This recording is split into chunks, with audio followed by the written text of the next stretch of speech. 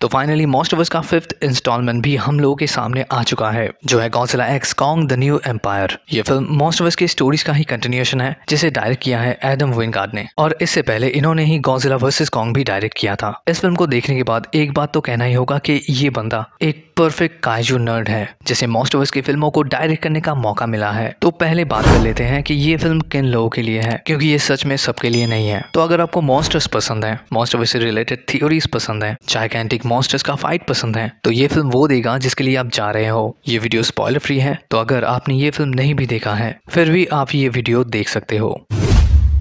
Film का story बहुत simple है। माइटी कॉन्ग और किंग ऑफ द मॉन्स्टर मिलकर उस थ्रेट का सामना करने वाले हैं जो अब तक हॉलो अर्थ के अंदर कहीं छुपा हुआ था, और वो इतना बड़ा थ्रेट है कि हमारे स्पीसीज के साथ साथ वो अपने स्पीसीज को भी खत्म करने वाले होते हैं। फिर कुछ हॉलो अर्थ के और स्कल आइलैंड के बैक स्टोरीज और मिस्ट्रीज, और फिर थोड़ा बहुत उस एंशिएंट टाइटन बैटल को भी एक्सप्लेन किया गया है, जिसके बाद ह्यूमंस और मॉन्स्टर्स एक हो जाते हैं। तो कैसी है ये फिल्म? तो इस फिल्म का हीरो है कॉन्ग, क्योंकि वही है इस फिल्म का मेन कैरेक्टर। फिल्म का स्टोरी कॉन्ग सेंटर्ड है, तो मोस्ट ऑफ द टाइम हम लोग को वही देखने मिलता है, और ये चीज इस फिल्म का पहला पॉजिटिव पॉइंट है। पहले से भी ज्यादा वो अभी मैच्योर हो चुका है, उसे भी पता है कि उसके लिए कौन थ्रेट है और कौन नहीं, और उसे अपना जगह भी पता है, और ये भी पता है कि उसे कहाँ होना चाहिए। मतलब जैसे कि क्वीन फिल्म में दिखाया गया है कि एक लड़की हैप्पीनेस को फाइंड आउट करने के लिए घर से बाहर निकल जाती है, क्योंकि उसे अपने लाइफ में कुछ ज्यादा चाहिए। कॉन्ग का स्टोरी कुछ वैसा ही है, लेकिन हमारा क्वीन 400 फीट का एक एप है। अगर गौर से देखा जाए तो फिर इस फिल्म का स्टोरी स्टार्ट होता है स्कल आइलैंड से, और वही स्टोरी आकर रुकता है इधर पे।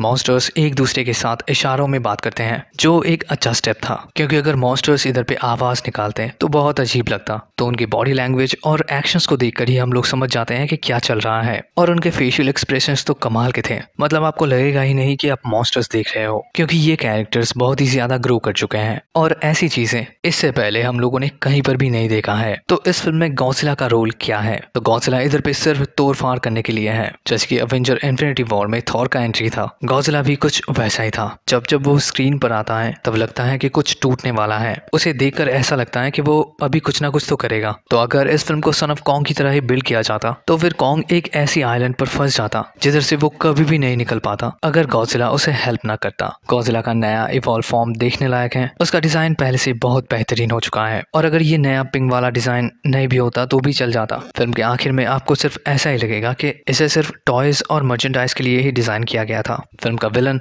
स्कार किंग बहुत बढ़िया था, उसका वाइब भी अलग था। वो जब पहली बार कॉन्ग को देखता है तब ऐसा लग रहा था कि जोकर बैटमैन को देख रहा है। उसका सिर्फ लुक देखकर आप बता सकते हो कि ये बैड गाय है, ये बंदा प्योर इविल है। ना ही वो कॉन्ग के जैसा बड़ा है और ना ही वो उसके जैसा पावरफुल, लेकिन फिर भी इविलनेस उसके आंखों से झलकती है। तो अभी क्वेश्चन आता है कि शीमो कैसा था? तो वो कमाल का था। ये तो सभी को पता है कि स्कार शीमो को कंट्रोल कर रहा था, लेकिन उस टाइम पे भी उसे पता था कि वो गलत कर रहा है। ये बढ़िया था। फिल्म में बहुत सारे मॉन्स्टर्स थे, और मैं सच बताता हूँ आपको हर एक याद रह जाएगा। चाहे वो फ्रॉग हो जो कॉन्ग को चिढ़ाता है, चाहे वो डग हो जो कॉन्ग का खाना चोरी करता है, चाहे वो स्नेक मॉन्स्टर हो, चाहे वो लिवियथन हो, सबके सब याद रह जाएंगे। इस लेवल का बेहतरीन सीजीआई था। हॉलो अर्थ को बहुत ही खूबसूरती के साथ दिखाया गया, उधर के मॉन्स्टर्स, एनवायरनमेंट सब बेहतरीन। मतलब हॉलो अर्थ पर भी कुछ ऐसे पेड़ों को दिखाया गया है जो अपने इधर पे भी है, लेकिन वो 400 फीट के मॉन्स्टर के सामने कैसे लगेंगे? अगर गौर से देखा जाए तो फिर इस चीज को भी दिखाया गया है। मतलब डिटेलिंग के ऊपर बहुत ध्यान दिया गया है। अभी अगर एक्शन की बात की जाए तो फिर अब तक मॉन्स्टर्स के फिल्मों में दिखाए गए सबसे तगड़ा वाला एक्शन इसी फिल्म में है। तो ये तो गए मॉन्स्टर्स। फिल्म में दिखाए गए ह्यूमंस का क्या? तो इस फिल्म में जितने भी कैरेक्टर्स थे उन सब में एक भी बोरिंग कैरेक्टर नहीं था। ह्यूमंस का पार्ट ज्यादा नहीं था, बट जितना भी था अच्छा था।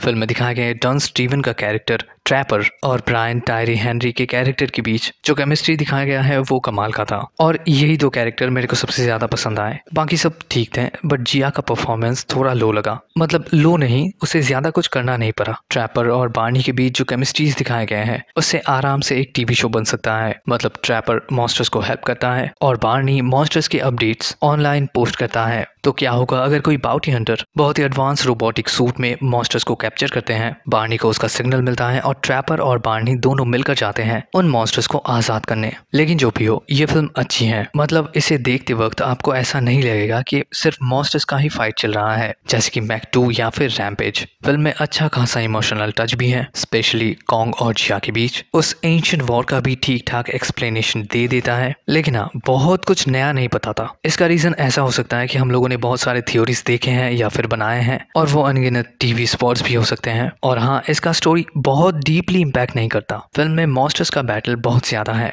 लेकिन ऐसा नहीं है कि बहुत टाइम से चल रहा है, मतलब पकड़ा मारा खत्म। और टियामेट का डेथ मेरे को सबसे खराब लगा, मतलब पानी में गॉडजिला को टक्कर दे सकता है ऐसे मॉन्स्टर्स बहुत कम है, और फिर भी आप मतलब देखोगे तो समझ जाओगे। फिल्म का म्यूजिक अच्छा है, जंकी एक्सेल ने दिया है, और ये मेरे को अच्छे लगते हैं क्योंकि जैक स्नाइडर की जस्टिस लीग में इनका काम बहुत अच्छा था। लेकिन मैं फिर भी कहूंगा कि फाइनल फाइट के टाइम पर अगर कोई रॉक म्यूजिक होता, जैसे गार्डियंस ऑफ द गैलेक्सी में दिखाया जाता है या फिर किंग्समैन में दिखाया जाता है, वैसा कुछ होता तो और भी कमाल हो जाता। लेकिन जो भी हो, ये फिल्म अच्छी है, लोकेशंस अच्छे हैं, CGI बहुत बेहतरीन तो नहीं है बट अच्छे हैं, कैरेक्टर डेवलपमेंट ठीक ठाक है, मॉन्स्टर्स बैटल भी बहुत ही कमाल के हैं, मॉन्स्टर्स जिस तरीके से एक दूसरे के साथ बात करते हैं वो मेरे को बहुत पसंद आया। लेकिन हाँ, मूवी बहुत ही ज्यादा फास्ट पेस्ड है, स्टोरी बहुत ही जल्दी जल्दी आगे बढ़ती है, कहानी बहुत सिंपल है, बोर तो नहीं करेगा लेकिन आपको टाइम देना होगा इसे फील करने के लिए, क्योंकि ये फिल्म टाइम ही नहीं देता। कुछ फाइटिंग सीन्स और थोड़ा सा ज्यादा दिखाना चाहिए था। लेकिन अगर मैं अपनी बात करूँ तो मैंने इस फिल्म को बहुत एंजॉय किया। ये एकदम परफेक्ट तो नहीं है, लेकिन मेरे जैसे एक काइजू नर्ड के लिए एनफ है, तो मैं इसको देना चाहूंगा 7.5 आउट ऑफ 10। घर से निकलो और फिल्म को एंजॉय करो, क्योंकि ये फिल्म सिर्फ बड़े पर्दों के लिए ही बना है। तो मिलते हैं आपसे अगली वीडियो में, till then take care and peace out.